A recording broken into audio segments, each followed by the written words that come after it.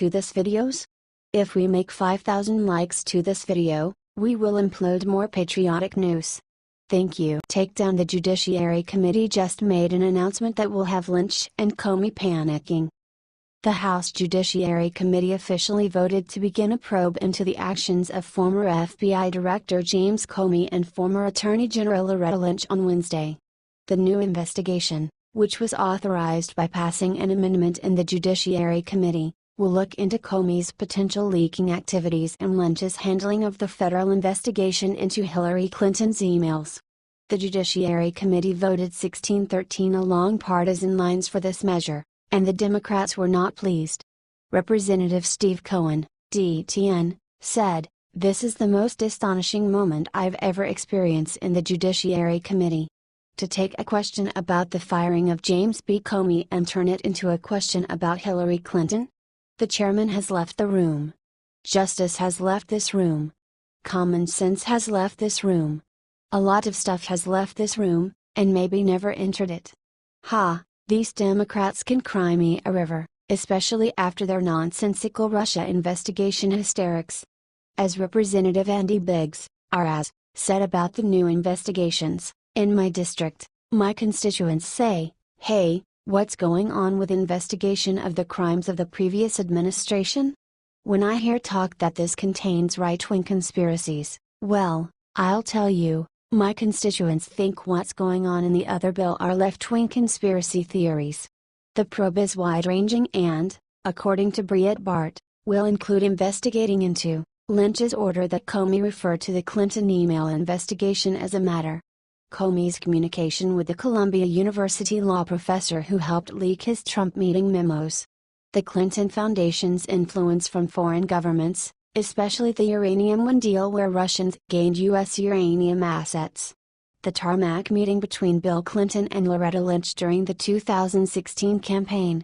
Comey's possible knowledge of Susan Rice's potentially improper unmasking of Americans related to the Trump team. Possible immunity deals given to those related to the Hillary Clinton email scandal. And a few more. You can read the whole list here. We have to wait and see if Comey and Lynch will go along with the investigation, or if the committee will subpoena them or their associates if they don't. T. Paul Ryan could also potentially block the probe with his power as House Speaker.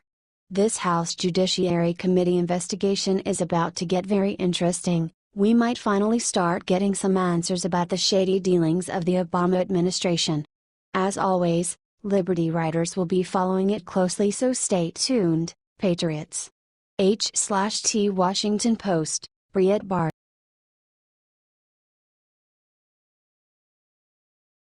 When wounded vets needed her, Melania agreed to do incredible things she's never done before. Melania Trump just announced her very first foreign trip alone as First Lady. Melania will be attending this year's Invictus Games in Toronto, Canada, September 23 to 30 as the leader of the U.S. delegation. Britain's Prince Harry founded the Invictus Games in 2014 as a means to fundraise and build awareness for servicemen and women injured in combat. Servicemen and veterans who have been wounded compete in Olympics-styled sporting events such as swimming and wheelchair basketball. 17 countries will participate in this year's games. President Trump has voiced his support for veterans throughout his campaign and presidency, and Melania seems to hold those same values, saying in a statement, "In just 2 short years, the Invictus Games have allowed thousands of injured and wounded servicemen and women from many different countries to participate in adaptive sports competitions, something that should be lauded and supported worldwide. I am honored by the opportunity to represent our country at this year's Games. It is so awesome that the First Lady is going to use her first trip abroad to honor wounded servicemen." Melania Trump has already completed several trips abroad with the president and has done an amazing job representing the USA. We know she'll continue to do great things at the Invictus Games, and we can't wait to tune in and cheer for our wounded veterans right alongside her. H/DC.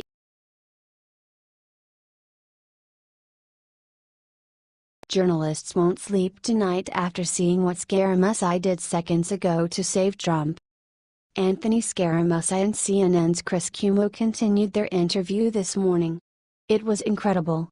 Scarah Mess, I just started talking about how leakers are attacking the White House. He then blasted the leakers for having the stupid notion that they are protecting America from, instead of making the administration's agenda reality. Scarah Mess, last night we were having dinner, I told his wife, I looked over at the First Lady and I said I forgot how much fun I used to have when I hung out with him on the campaign trail. He's a very interesting and very unique guy. There are people inside the administration that think it is their job to save America from this president. Okay? That is not their job.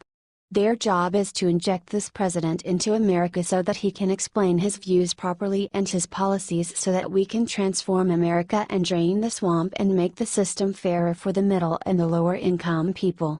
Cuomo, look, I understand that, Anthony. Scarah Mess, it is not their job from the establishment whose calcifications, to sit there and try to withhold the president, to rein him in. Cuomo, okay. Scarah Mess, or do things to him that slow down his agenda.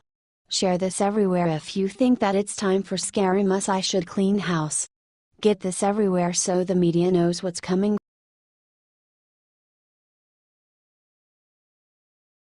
Smackdown, look who's about to take down Hillary, Loretta Lynch and Comey in one fell swoop. Now we're getting somewhere, y'all. It's what we've all been waiting for. Republicans in the House Judiciary Committee sent a letter to the Justice Department, expressing their objection to House Special Prosecutor Robert Mueller's investigation into the 2016 election does not address some very important issues. Their letter, to Attorney General Jeff Sessions and Deputy Attorney General Rod Rosenstein, was written because Mueller is part of the witch hunt, and is only investigating President Trump. But what about the shenanigans committed by Hillary Clinton? Or Loretta Lynch? Or James Comey? Check out this tweet. Yes, these ballsy Republicans are calling Mueller out, and demanding a second special prosecutor, to investigate Loretta Lynch, directing Comey to mislead America about the investigation into Clinton, immunity deals given to potential co-conspirators in the Clinton email scandal and leaks that unmasked Americans. It's about time Mueller gets called out for his one-sided investigation. Reports McClatchy. If it's in the public interest to investigate the Trump administration, it is most certainly in the public interest to investigate the real crimes by the real criminals, said Representative Matt Gaetz, R. Florida, a committee member. I agree, wholeheartedly. Let's investigate the real criminals, for goodness sake.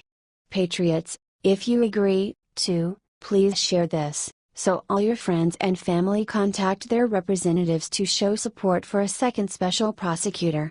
H/T The Washington Times.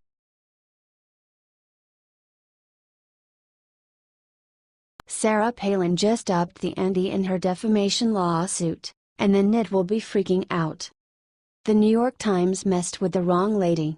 Sarah Palin is taking no prisoners in her fight against the media giant. Palin's legal team has plans to subpoena 23 NIT staff members in her defamation lawsuit and has asked for every internal communication it has had about the former vice presidential candidate since 2011. One day after a gunman opened fire on Representative Steve Scalise and other Republican lawmakers, the New York Times ran an editorial claiming that Sarah Palin incited a similar attack on Representative Gabby Giffords in 2011. The editorial said in part, "At the time of the attack on Giffords, we and others were sharply critical of the heated political rhetoric on the right." Before the shooting, Sarah Palin's Political Action Committee circulated a map that showed the targeted electoral districts of Ms. Giffords and 19 other Democrats under stylized crosshairs. The Times faced backlash for the totally false claim, and printed a retraction saying, an editorial on Thursday about the shooting of Representative Steve Scalise incorrectly stated that a link existed between political rhetoric and the 2011 shooting of Representative Gabby Giffords. In fact, no such link was established. Even so, the Times did not delete the editorial in question.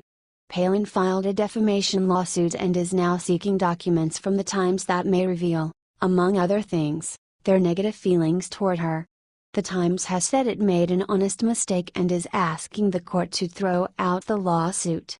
Palin's legal team is the same one that Hulk Hogan used during his successful defamation suit against Gawker, which forced Gawker to declare bankruptcy in 2016. This lawsuit will be one to watch, as this could expose just how corrupt the media actually is. We'll follow the developments closely, so stay tuned. And good luck to Sarah Palin in her fight against dishonest media. H/T The Hill.